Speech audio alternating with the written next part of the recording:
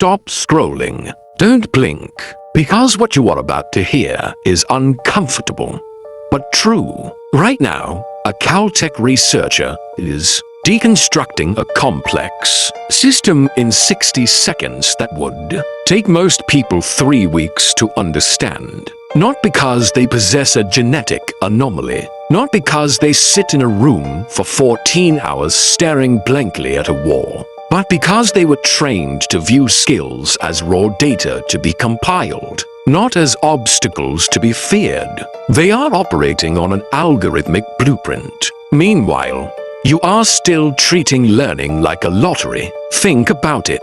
You want to learn a new discipline, maybe it's coding, a complex scientific concept, or a high-level creative craft. What do? You buy a thick course, follow a generic curriculum step by step, and cross your fingers. 6 weeks later, you have achieved nothing but mental exhaustion. You tell yourself you lack talent. Stop. That is a lie. Your talent isn't the issue. Your protocol is flat. But what if I told you that deep inside the labs of California's most elite technical institute, mastery isn't left to chance? There is a brutal, 4-step physics-based framework used by high-performance minds to force-feed deep competence directly into the subconscious. This is not soft lifestyle advice. This is an aggressive, high-speed engineering process designed to strip the friction out of skill acquisition. If you commit to this session until the final second, the way you approach new skills will be permanently rewired. You will stop chasing surface-level information. You will command structural understanding. But let me warn you, skip even a single step of this formula, and your brain will default right back to its old, slow processing state. The choice is yours. Let's begin. Part 1.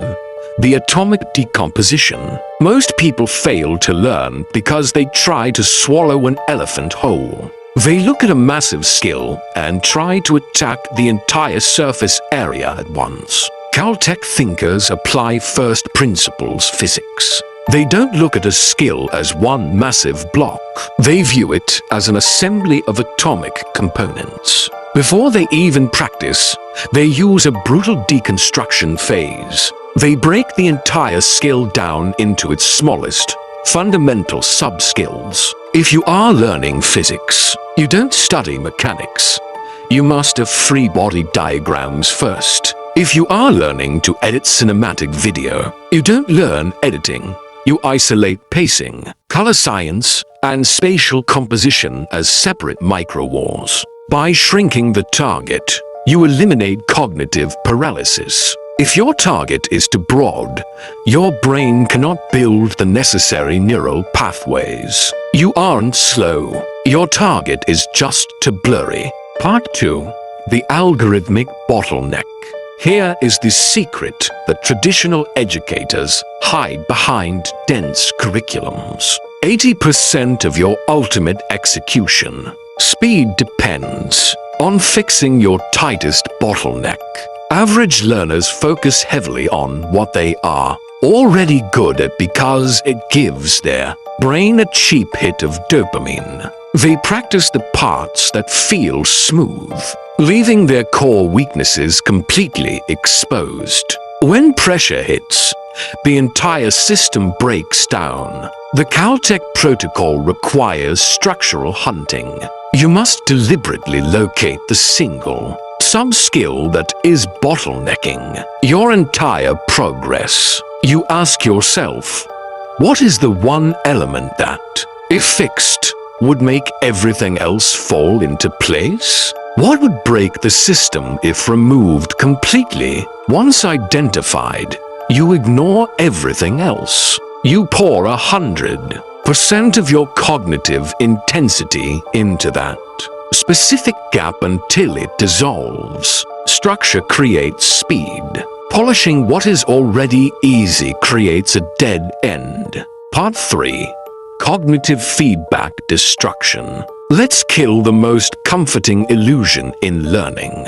Practicing for hours without instant correction is a complete waste of your life. It doesn't build skill, it builds permanent bad habits inside your muscle memory. Elite performers don't practice to feel good. They practice for data. They use a system called feedback destruction. Every single iteration of practice must be measured against an unyielding, objective standard immediately. No guessing, no waiting for a final exam. When they write code, they run the script immediately to watch it fail. When they analyze a complex mechanism, they test their prediction against the raw data within minutes. This immediate friction forces an emergency response from your neurons. The brain panics when its prediction model fails. That exact micropanic is where myelin wraps around the neural pathway, locking the correct pattern in place. If your practice doesn't expose your errors instantly, you are just entertaining yourself. Part 4. The subconscious automation loop. An average learner has to think through every step of a process while executing it. A master has automated the foundational mechanics so thoroughly that their conscious mind is completely free to strategize. Toppers achieve this through hyper-isolation loops. They do not run full simulations. They take a single 3-second micro-movement or a single step of a calculation, and they loop it with absolute focus 20, 50, 100 times in a row. By compressing the timeline and repeating the micro-pattern under intense focus, they bypass the slow, conscious prefrontal cortex. The skill migrates directly into the basal ganglia, the automation center of the brain. Speed is not about thinking faster. It is about removing the need to think at all. The moment the cue appears, the execution happens on autopilot. Part 5.